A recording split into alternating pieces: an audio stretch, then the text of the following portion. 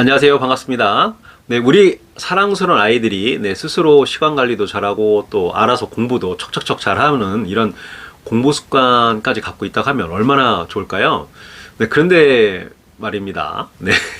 우리 이런 사랑스러운 아이들이 스스로 혼자 좋은 습관을 만든다는 게 너무나 어렵죠. 그래서 우리 어른인 부모님들이 반드시 도와줘야 되는데요. 이렇게 우리 아이가 좋은 습관을 만드는 데 필요한 부모님들의 이 네 가지 역할에 대해서 오늘 알아보도록 하겠습니다.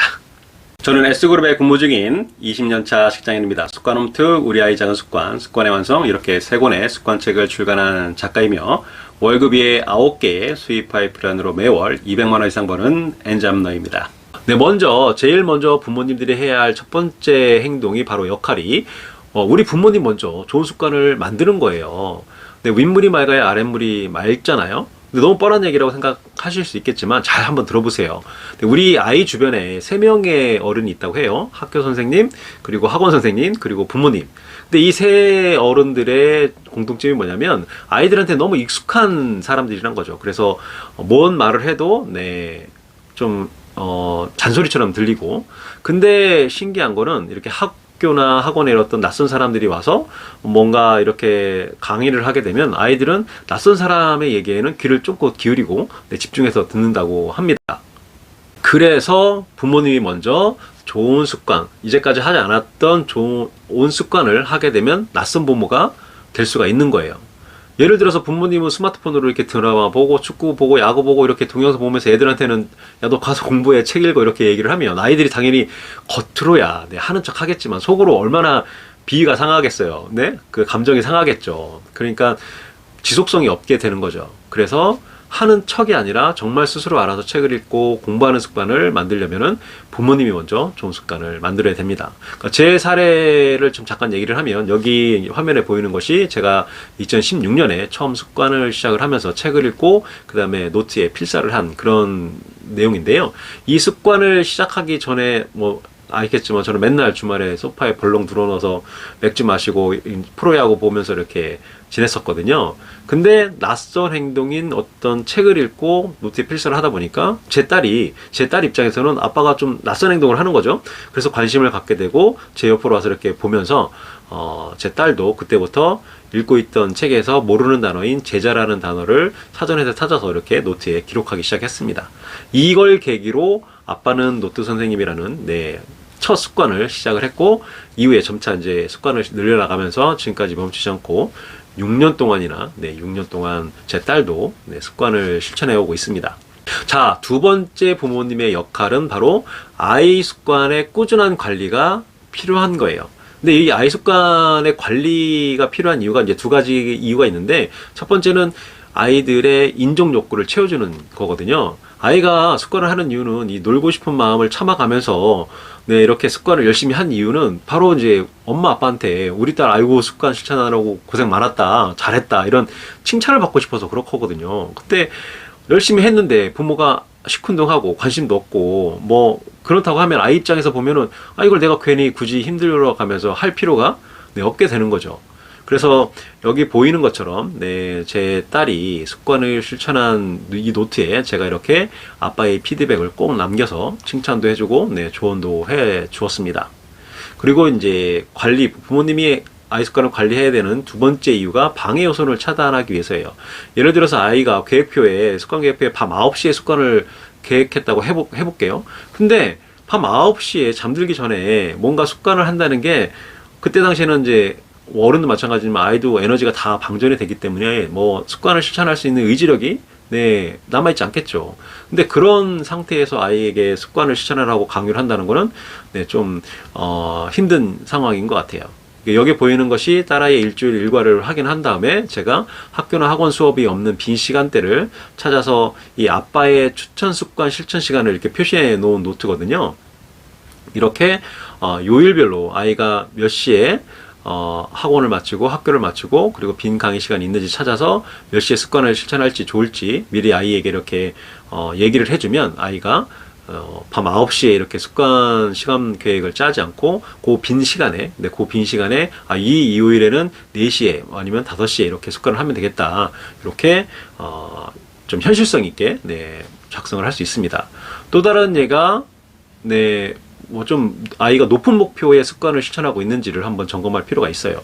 예를 들어서 새로운 한자 10개 외우기, 쓰고 외우기라고 하면 이 아이가 처음에는 좀 열정이 있어서 잘 하겠지만 좀 시간이 지나면서 이 아이도 이제 좀 뇌에 거부감이 막 생길 거 아니에요. 이렇게 아이가 좀 너무 높은 습관 목표를 잡고 있지 않은지 이렇게 부모님들이 관리를 잘 해주셔야 되겠습니다. 그리고 세 번째 부모님의 역할이 적절한 보상을 아이들에게 제공하는 거예요.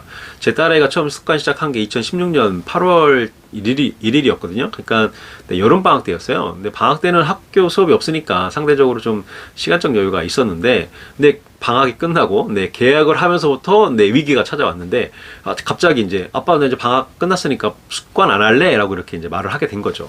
그래서, 어떻게 하면 아이가 계속 습관에 흥미를 갖고 유지를 할 수 있을지 고민을 시작을 했는데, 그렇게 이제 고민을 하다가 하루는 이제 백화점에 아이하고 같이 갔는데, 이때 이제 제 딸이 이 분홍색 운동화, 여기 보이는 이 분홍색 운동화에 시선이 고정이 돼서 눈을 떼지 못하더라고요. 그래서 여기 보이는 운동화를 생일 선물로 사달라고 이렇게 졸라대기 시작을 했어요, 딸아이가.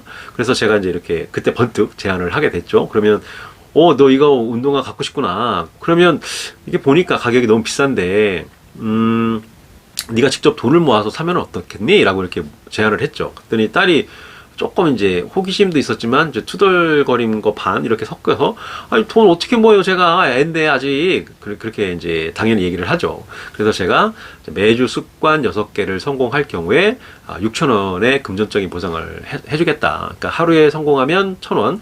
근데 일주일 다 했을 때만 6,000원을 주겠다, 이렇게 제안을 한 거예요.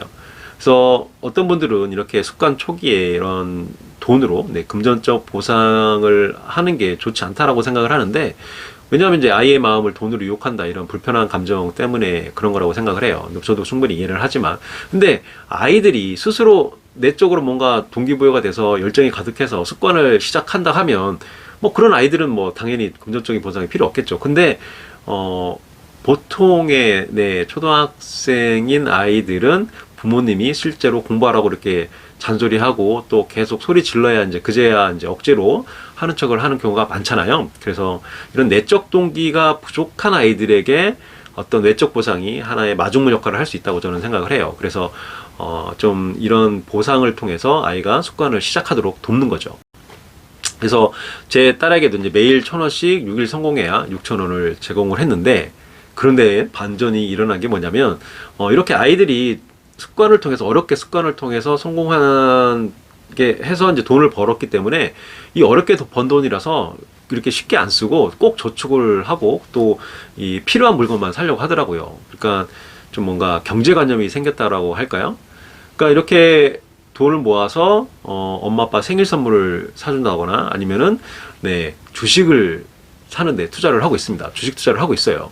그러니까 제 2명의 딸이 지금 습관으로 돈을 벌어서 이 돈을 이제 자기 쓸 것도 쓰고 모아놓아서 이 모아놓은 돈으로 주식 투자에 지금 계속 돈을 투자를 하고 있는 거죠. 하지만 이 금전적 보상만으로 습관을 계속 지속한다는 것은 좀 한계가 있는 거는 사실이에요. 왜냐하면 이 원하는 물건을 이렇게 손에 딱 넣으면 동기부여가 이제 아이들은 사라질 수가 있잖아요. 그래서 이렇게 매일 습관 약속을 지키고 작은 성공을 이렇게 매일 거두는 이런 성취감, 아이들이 이런 성취감이나 뿌듯함, 그리고 이렇게 매일 습관 성공을 하면 뭐 습관 달력에다가 스탬프를 찍든 아니면 스티커를 붙이든 이런 재미, 이런 게 같이 이 외적 보상하고 금전적 보상하고 균형을 이루어야만 이 된다는 것을 좀 유념을 해주시길 바라겠습니다. 그리고 부모의 역할, 마지막으로 4번째 역할이 이 아빠의 적극적인 동참이 필요하다는 거예요. 영국의 철학자인 에드워드 하버트가 이런 말을 했는데, 이 아버지 한 사람이 스승 100명보다 낫다, 이렇게 말한 것처럼 이 아버지의 역할이 매우 매우 중요합니다. 그래서 아빠가 적극적으로 이 아이 습관 만들기 프로그램에 동참을 해야 하는 이유는 여러 가지 장점이 있는데, 메릴랜드 의대의 모우렌 블랙 이런 소아과 교수가 있었어요. 이분이 뭐라고 했냐면, 이 아이들의 양육에 이 열심인 아빠들의 자녀들은 문제를 거의 일으키지 않는다라고 이렇게 강조를 했어요. 이뿐만이 아니에요.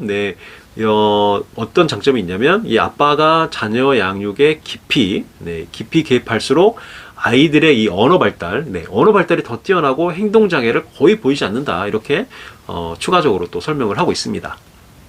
여러분들도 핀란드가 아이 교육의 강국이라는 거 잘 알고 계실 거라고 생각을 해요. 근데 이 핀란드 아이들은 어릴 때부터 이 학교에서 체육 활동을 꾸준히 하고 또 쉬는 시간이면 교실에 남아있는 아이들이 거의 없을 정도로 체육 활동을 다양하게 즐기고 있다고 합니다. 근데 이런 체육 활동을 통해서 아이들의 이런 잠자고 있는 이 감각 기능을 이렇게 흔들어 깨우죠. 그리고 이 흔들어 깨우니까 이제 뇌 활동을 활발하게 만들어줘서 아이들이 집중력을 이렇게 높여서 공부하는데 몰입하는데 도움을 주고 있다고 합니다. 네, 학교에서뿐만 아니라 집에서도 아이들이 이렇게 신체 활동을 한다면 얼마나 좋겠어요. 그죠? 금상첨화겠죠. 근데 이 지점에서 저는 아빠의 역할이 중요하다고 강조를 하고 있는 거예요. 자, 정리를 하면 우리의 사랑스러운 아이가 좋은 습관을 통해서 자기 주도적으로 공부도 하고 자기 주도적인 생활 습관을 갖고 있다고 이런 상태로 성장을 하게 된다면 얼마나 좋겠어요. 그렇기 위해서는 이 부모님들의 역할이 매우 중요합니다. 그래서 부모의 4가지 역할에 대해서 강조를 했는데 이 첫 번째가 기억하시죠? 부모가 먼저 좋은 습관을 형성을 해야 되고요. 두 번째가 아이 습관을 꾸준히 관리를 해 주셔야 됩니다. 인정을 해 주시고 그리고 또 너무 높은 목표나 아니면 너무 늦은 시간에 습관을 하려고 하는지 이런 그 아이의 습관 계획을 좀 관리를 점검을 해 주셔야 되고 또 칭찬해 주고 또 피드백을 주셔야 돼요. 그리고 세 번째는 적절한 보상을 아이에게 해줘야 되고요. 그리고 네 번째는 이 아빠의 적극적인 동참이 필요하다고 설명을 드렸습니다.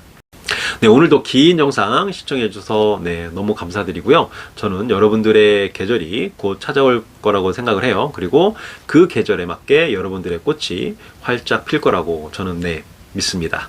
여러분의 꽃이 피는 것을 보고 분명히 여러분들의 자녀들도 본인만의 꽃을 피우기에 노력하는 것은 당연하겠죠? 그래서 오늘도 습관 가족이 되는 그런 하루 보내시길 바라면서 다음에 또 만나요. 안녕.